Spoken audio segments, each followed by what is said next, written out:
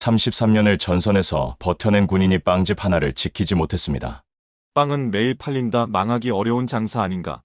퇴직금 1억 2천만 원을 들고 그는 앞치마를 둘렀습니다. 새벽 4시 반죽을 치는 손에는 흔들림이 없었습니다. 여기 사인만 하시면 됩니다. 단골도 그대로 넘어갑니다. 계약서를 내밀던 그 남자의 미소는 끝까지 흔들리지 않았습니다.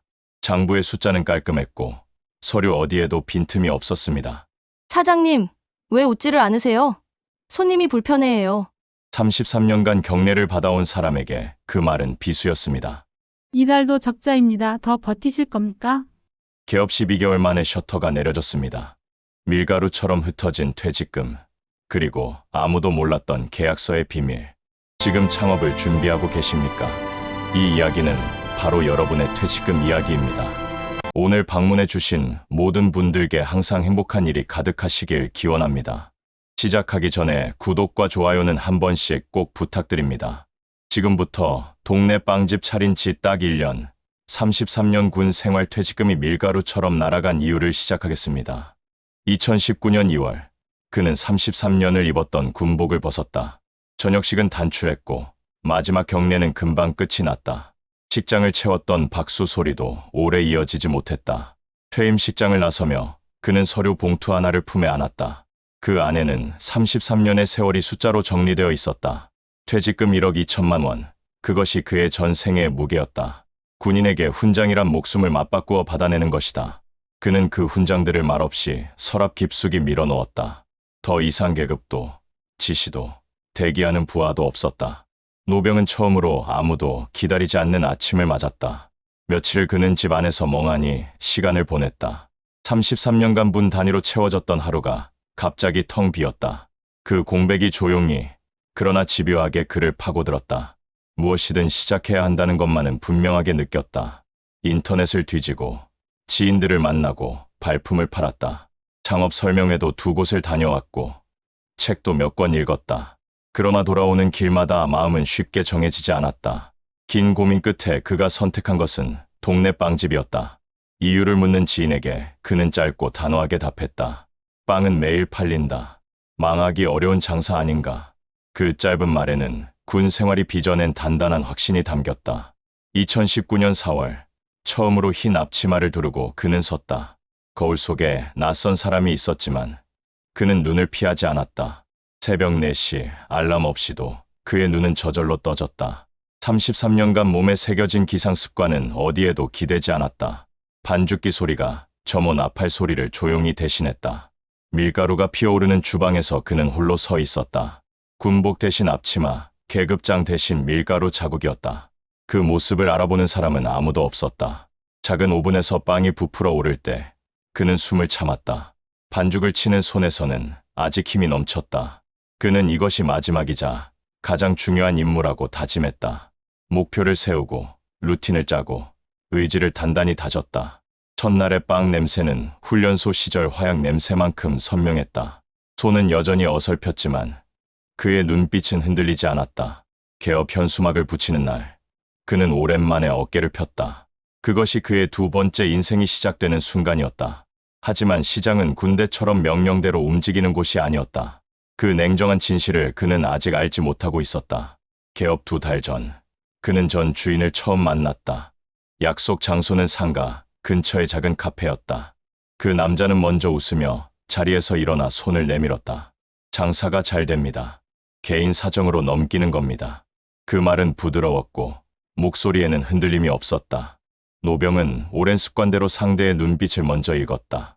눈이 흔들리지 않으면 믿을 수 있다고 배워왔다. 건네받은 매출 장부를 그는 꼼꼼하게 살펴보았다. 월 매출 650만 원, 순이익 230만 원이라 적혀 있었다. 숫자는 깔끔했고 서류 어디에도 빈틈이 없었다. 그러나 그 숫자들은 실제 매출이 아니었다. 장부는 인수인계를 앞두고 새로 작성된 것이었다. 노병은 그 사실을 훨씬 뒤에야 비로소 알게 되었다. 전선의 적군은 위장수를 쓰는 법을 알고 있었다. 시장의 복병은 그보다 훨씬 더 정교하고 조용했다. 그는 계약 전 주변 상권을 직접 발로 걷지 않았다. 반경 500m 안에 이미 빵집이 2곳이나 있었다. 한 곳은 대형 프랜차이즈였고 한 곳은 10년 넘은 노포였다. 그 사실은 계약서에 도장을 찍은 뒤에야 눈에 들어왔다. 정보는 스스로 발로 찾는 자에게만 주어지는 것이었다. 군대에서는 명령과 함께 정보가 위에서 아래로 내려왔다. 스스로 시장을 분석하는 훈련을 그는 한 번도 받지 못했다. 권리금 3,500만 원에 인테리어 비용까지 합산되었다. 보증금과 초기 재료비까지 더하면 이미 8천만 원이었다. 그는 남은 돈을 계산기로 몇 번이나 두드려 보았다. 어떻게 계산해도 손에 남는 것은 4천만 원 남짓이었다. 그 4천만 원이 노후를 지탱해야 할 마지막 버팀목이었다. 계약서에 도장을 찍는 그의 손은 흔들리지 않았다. 33년간 수백 번의 결제를 해온 단단한 손이었다. 그러나 그 결제들과 이번 서명은 전혀 다른 무게를 지녔다. 이번 결과는 오직 그 혼자서 감당해야 하는 것이었다. 전 주인은 서류를 챙겨 카페를 가장 먼저 떠났다. 마지막으로 악수를 나누던 그 남자의 미소를 노병은 기억했다. 그 미소가 무엇을 뜻하는지를 그는 훗날에 알게 되었다. 홀로 남은 노병은 한참 동안 창밖의 거리를 바라보았다. 그때 스쳐간 묘한 불안감을 그는 대수롭지 않게 여겼다. 그 불안은 기우가 아니었다. 문제는 이미 그 카페의 테이블 위에서 시작되고 있었다. 권리금이란 무엇인가? 눈에 보이지 않는 가치에 붙이는 가격이다. 단골 손님, 상권의 위치, 가게의 분위기와 명성, 그 모든 것이 숫자로 환산되어 계약서에 올라온다. 노병은 그 설명을 듣고 천천히 고개를 끄덕였다. 군대식 논리로 보면 당연한 대가처럼 들렸다. 있는 것을 넘겨받으니 돈을 주는 것 아닙니까? 그러나 권리금의 핵심은 따로 있었다. 그것이 실제로 이어지느냐? 그것이 문제의 전부였다. 개업 첫 주, 그는 유독 손님이 적다는 것을 느꼈다. 전 주인이 말한 단골들은 좀처럼 나타나지 않았다. 이틀째 되던 날 오후, 그는 인근 주민에게 물었다. 여기 전에 빵집 다니셨습니까? 아, 거기요. 빵이 별로였어요. 저는 저쪽 집 가요. 그 짧은 대답이 3,500만 원의 무게를 흔들었다. 단골은 가게에 붙어 있는 것이 아니었다. 단골은 사람을 따라 움직이는 것이었다. 전 주인이 떠나는 순간 단골도 함께 사라졌다. 계약서의 잉크가 채 마르기도 전의 일이었다. 권리금은 그렇게 첫 달부터 서서히 신기루가 되어갔다. 노병은 빈 진열대 앞에 서서 숫자를 다시 계산했다. 하루 매출 8만 원, 재료비와 임대료를 빼면 남는 것이 없었다. 650만 원이라던 월 매출은 어디에도 존재하지 않았다. 그는 처음으로 자신이 잘못된 정보를 샀다는 것을 깨달았다. 이것은 사기인가? 아니면 자신의 실수인가? 그 경계는 생각보다 모호하고 불분명했다. 법적으로 허위 장부를 증명하는 일은 쉽지 않았다. 변호사와 상담했지만 돌아온 말은 냉정했다. 계약서에 서명하셨으니 입증 책임은 매수인에게 있습니다. 그 말을 듣고 그는 오래 말이 없었다. 법정에서 싸워도 이길 가능성이 없다는 뜻이었다. 퇴직금의 3분의 2 이상이 이미 그 계약 안에 녹아 있었다. 노병은 홀로 가게 문을 잠그고 한참을 서 있었다. 어둠 속에서 진열대의 빈 선반이 눈에 들어왔다. 그 선반이 자신의 판단력을 그대로 보여주는 것 같았다. 군인은 잘못된 지형을 선택하면 전멸한다는 것을 알았다. 그는 이미 잘못된 전장에 발을 들여놓고 있었다. 하지만 문제는 여기서 끝나지 않았다.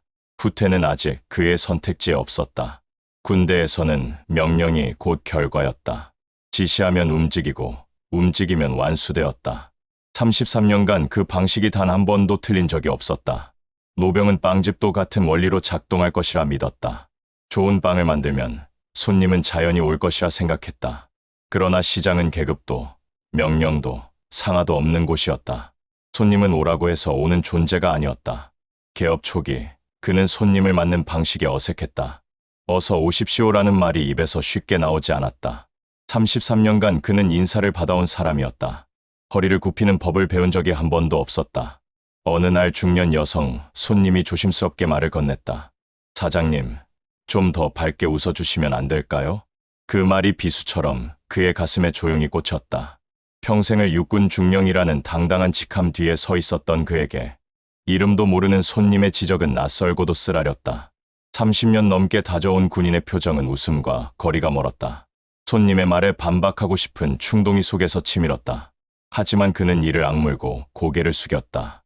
그것이 군 생활 33년 중 가장 힘든 순간이었다. 감정의 거래처가 어디인지를 그는 그날 처음 배웠다. 사회는 계급이 아닌 친절함으로 서열이 정해지는 곳이었다. 단가 협상을 위해 재료 납품업체를 만난 날도 마찬가지였다. 그는 군인처럼 단도직입적으로 가격 인하를 요구했다. 이것보다 10% 낮게 맞춰주시오. 업체 직원은 웃으며 자리를 피했고 다시 연락이 오지 않았다. 협상은 명령이 아니라 관계에서 나온다는 것을 몰랐다. 단골을 만들기 위해 그는 SNS를 시작해보려 했다. 스마트폰 화면 앞에서 그는 오래 멍하니 앉아 있었다. 인스타그램 계정 하나를 만드는 것조차 쉽지 않았다. 디지털 홍보는 또 다른 전장이었고 그는 신병이었다. 그는 밤마다 홀로 주방에 남아 반죽을 계속했다. 무엇이 문제인지는 어렴풋이 알 것 같았다. 하지만 고치는 법을 누구도 가르쳐 주지 않았다. 33년의 군 생활이 만들어 낸 틀은 단단하고 두꺼웠다. 그 틀을 깨는 것이 새벽 반죽보다 훨씬 어려웠다. 손님이 줄어드는 속도는 그의 고민보다 언제나 빨랐다. 시장은 기다려주지 않았다. 그것이 군대와 시장의 가장 큰 차이였다. 그리고 그 차이를 깨닫는데 그는 너무 많은 것을 잃었다. 개업 6개월이 지나자 현실은 더 이상 숨겨지지 않았다. 하루 매출이 5만 원을 밑도는 날이 이어졌다. 임대료 130만 원은 매달 통장에서 정확히 빠져나갔다. 재료비와 공과금을 더하면 고정 지출이 250만 원이었다. 그러나 월 매출은 150만 원을 겨우 넘기는 수준이었다. 매달 100만 원 이상의 적자가 통장에서 사라졌다. 그는 알고 있었지만 멈추는 것은 더 어려운 일이었다. 군인은 후퇴를 전략이 아닌 패배로 배워왔다. 퇴각 명령을 스스로 내리는 것은 그의 방식이 아니었다. 9개월째 되던 달, 아내가 조용히 통장을 내밀었다. 잔액은 2,300만 원이었다. 퇴직금 1억 2천만 원에서 그것만이 남아있었다. 그는 한동안 통장을 내려다보며 아무 말도 하지 못했다. 아내는 아무것도 묻지 않았고 그도 아무것도 말하지 않았다. 그날 밤 그는 한 번도 잠들지 못한 채 새벽을 맞았다. 어둠 속에서 그는 숫자를 계속 머릿속으로 계산했다. 계산이 끝날 때마다 결론은 하나였다. 더 이상 버티는 것이 버리는 것보다 나쁜 선택이었다. 2020년 4월, 개업한 지 꼭 12개월이 되는 날 아침이었다. 그는 평소보다 1시간 일찍 가게 앞에 도착했다. 셔터를 올리는 대신 그는 오래 그 앞에 서 있었다. 찬바람이 골목을 지나는 동안 그는 움직이지 않았다. 그리고 천천히 가방에서 폐업 신고서를 꺼내 들었다. 셔터를 내리는 소리가 골목 안에 길게 울렸다. 그 소리는 어떤 선언보다 분명하고 차가웠다. 밀가루 먼지처럼 흩어진 1억 원의 무게가 그 소리 안에 있었다. 33년의 훈장이 1년의 빵집 앞에서 무력해지는 순간이었다. 군인은 안 된다는 말이 어디선가 들려오는 것 같았다. 그 말은 셔터 소리보다 훨씬 차갑게 가슴을 파고들었다. 노병은 짐을 챙겨 가게를 나섰다. 뒤를 돌아보지 않았다. 아직은 그럴 용기가 없었다. 그가 처음 앞치마를 두르던 날과 같은 새벽 4시였다. 그 차이는 한 해의 시간과 1억 원의 무게였다. 하지만 이야기는 여기서 끝나지 않았다. 진짜 전쟁은 셔터를 내린 그 순간부터 시작되고 있었다. 폐업 신고서를 제출하고 집으로 돌아온 날이었다. 그는 현관문을 열지 못하고 계단에 한참을 앉아 있었다. 머릿속에는 지난 12개월이 파편처럼 흩어져 있었다. 가짜 장부를 내민 전 주인의 얼굴이 먼저 떠올랐다. 외면하던 손님들, 냉정하던 납품업체 직원도 지나갔다. 그는 분노가 올라오는 것을 느꼈다. 세상이 자신을 속이고 외면했다는 생각이 먼저였다. 그러나 계단에 앉은 시간이 길어질수록 생각이 바뀌었다. 전 주인의 장부는 처음부터 의심스러운 구석이 있었다. 주변 상권을 발로 확인하지 않은 것은 자신이었다. 단골이 이어진다는 말을 검증 없이 믿은 것도 자신이었다. 협상을 명령처럼 요구한 것도, 웃지 못한 것도 자신이었다. 진짜 적은 계약서 너머에 있지 않았다. 거울 속에 있었다. 그것을 인정하는데 폐업 후 사흘이 걸렸다. 노병은 평생 적을 외부에서 찾아왔다. 전선이 있고 적군이 있고 명령이 있었다. 그 구조 안에서 그는 단 한 번도 자신을 의심한 적이 없었다. 군인은 조직 안에서 강해지도록 훈련받는다. 그러나 시장에서는 조직이 아닌 개인이 전부였다. 33년간의 상명하복은 단단한 껍질이 되어 있었다. 그 껍질이 세상을 읽는 눈을 가리고 있었다. 손님의 감정을 읽지 못했고 시장의 흐름을 보지 못했다. 자신이 옳다는 확신이 틀릴 수 있다는 생각을 막았다. 그것이 실패의 뿌리였다. 폐업 일주일 뒤 그는 혼자 빈 가게 앞을 다시 찾았다. 셔터 아래에는 누군가 버린 전단지가 나뒹굴고 있었다. 그는 오래 그 자리에 서서 셔터를 바라보았다. 분노도 억울함도 그 자리에서 조금씩 가라앉았다. 대신 더 조용하고 낯선 감정이 그 자리를 채웠다. 그것은 부끄러움이었다. 군복 속에 33년간 숨어있던 오만함에 대한 부끄러움이었다. 노병은 깊게 숨을 들이마시고 천천히 몸을 돌렸다. 그 부끄러움을 받아들이는 것이 새로운 전투의 시작이었다. 지금껏 그는 적을 향해 돌진하는 법만 알았다. 이제 처음으로 자신을 향해 고개를 숙이는 법을 배워야 했다. 그것이 제일 어렵고 제일 중요한 전투였다. 폐업 후 석 달이 지나도록 그는 집 밖을 거의 나오지 않았다. 아내는 아무것도 묻지 않았고 그도 아무것도 말하지 않았다. 밥상에는 늘 따뜻한 국이 올라왔고 그것으로 충분했다. 어느 날 오후 그는 서랍에서 낡은 수첩 하나를 꺼냈다. 빵집을 운영하면서 틈틈이 적어둔 메모들이 빼곡했다. 재료 단가, 손님 반응, 매출 기록, 실패한 레시피들. 그 메모들을 한 장씩 넘기는 동안 그는 말이 없었다. 어느 쪽에서 보아도 처참한 성적표였다. 그러나 수첩의 마지막 장에 이르러 그는 멈추었다. 거기에는 이런 문장이 적혀 있었다. 손님은 빵을 사는 게 아니라 기분을 사는 것이다. 자신이 언제 적었는지도 기억나지 않는 문장이었다. 그는 그 문장을 3번 다시 읽었다. 그리고 처음으로 짧게 웃었다. 이미 알고 있었다는 것이 더 쓰라렸고 더 귀한 것이었다. 노병은 그날부터 수첩을 다시 쓰기 시작했다. 실패의 원인을 하나씩 기록했다. 권리금의 함정, 상권 분석의 부재, 감정, 노동의 의미. 자신이 몰랐던 것과 알고도 못한 것을 나누어 적었다. 쓰면 쓸수록 그것은 일기가 아니라 교과서가 되어갔다. 잃어버린 1억 원은 분명 수업료였다. 세상 어느 학교도 이 수업을 가르쳐 주지 않았을 것이다. 가장 비싼 등록금을 내고 가장 혹독한 과정을 밟은 것이다. 그 사실을 인정하는 순간 어깨의 짐이 조금 가벼워졌다. 훈장은 여전히 서랍 안에 있었다. 그러나 이제 그 옆에는 수첩 한 권이 함께 놓였다. 훈장보다 그 수첩이 더 많은 것을 담고 있었다. 33년이 만들어 낸 훈장은 과거의 증거였다. 수첩은 앞으로 살아갈 방법을 담은 지침서였다. 노병은 거울 앞에 서서 오래 자신을 바라보았다. 주름이 깊어졌고 눈빛은 달라져 있었다. 군복을 입었던 그 사람과 같으면서도 달랐다. 그는 이제 명령 없이도 무릎을 꿇을 수 있는 사람이 되었다. 그것이 33년의 훈장보다 값진 겸손이라는 무기였다. 빵점짜리 사장이 받아든 졸업장은 그런 것이었다. 인생의 후반전은 그렇게 조용히 다시 시작되고 있었다. 수첩이 두꺼워지는 데는 그리 오랜 시간이 걸리지 않았다. 그는 매일 2시간씩 책상 앞에 앉아 기록을 이어갔다. 처음에는 자신만을 위한 기록이었다. 그러나 쓰다 보니 대상이 달라지고 있었다. 은퇴를 앞두고 창업을 꿈꾸는 누군가를 향해 쓰고 있었다.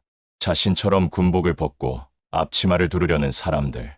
퇴직금을 들고 새 출발을 꿈꾸는 이 땅의 모든 노병들. 그들에게 전하고 싶은 말이 수첩 안에 가득 쌓였다. 권리금은 반드시 직접 발로 검증하라. 계약서에 도장 찍기 전 상권 반경을 3번은 걸어라. 장부의 숫자를 고지곳대로 믿는 것은 무장의 죄와 같다. 창업은 체력이 아니라 감정 노동임을 먼저 받아들여라. 손님에게 굽히는 것은 지는 것이 아니라 이기는 방법이다. 그 문장들은 강의록이 아니었다. 피를 흘리며 얻어낸 척후병의 현장 보고서였다. 노병은 지인의 권유로 글을 온라인에 올리기 시작했다. 처음엔 댓글이 없었다. 일주일이 지나자 반응이 하나씩 달리기 시작했다. 저도 똑같은 실수를 할 뻔했습니다. 이 글 덕분에 계약을 다시 검토했습니다. 선배님 덕분에 살았습니다. 그 댓글들을 읽는 그의 눈이 조용히 흔들렸다. 돈은 사라졌지만 그 기록은 사라지지 않았다. 1억 원은 그의 손을 떠났지만 그 경험은 남아있었다. 그리고 그 경험이 이제 다른 사람의 손실을 막고 있었다. 척후병은 먼저 나아가 위험을 몸으로 확인하는 자다. 그 역할을 그는 빵집에서 혼자 해낸 셈이었다. 뒤따르는 병사들이 더 안전한 길을 걸을 수 있다면 그것으로 충분했다.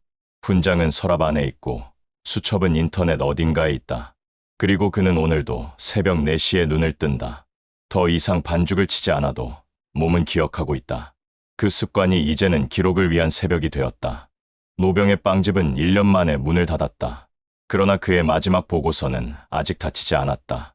누군가의 창업 전날 밤, 그 글은 여전히 읽히고 있을 것이다. 그것이 이 이야기의 진짜 결말이다. 오늘 이야기는 여기까지입니다. 오늘도 마음에 따뜻한 빛이 머무는 하루가 되시길 바랍니다. 동네 빵집 차린 지 딱 1년, 33년 군 생활 퇴직금이 밀가루처럼 날아간 이유가 마음에 남으셨다면 댓글로 함께 나눠주세요.